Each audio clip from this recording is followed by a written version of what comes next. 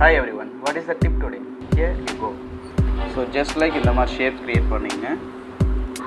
So after that select it all, then go to brush, add new brush. Now select it pattern brush. Then okay. So அதுக்கப்புறம் delete பண்ணிட்டு one more circle create பண்ணுங்க.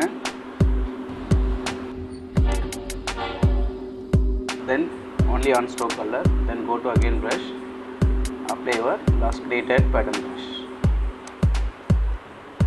and take one more duplicate, Ctrl C, Ctrl F, then go to stroke, again change the stroke size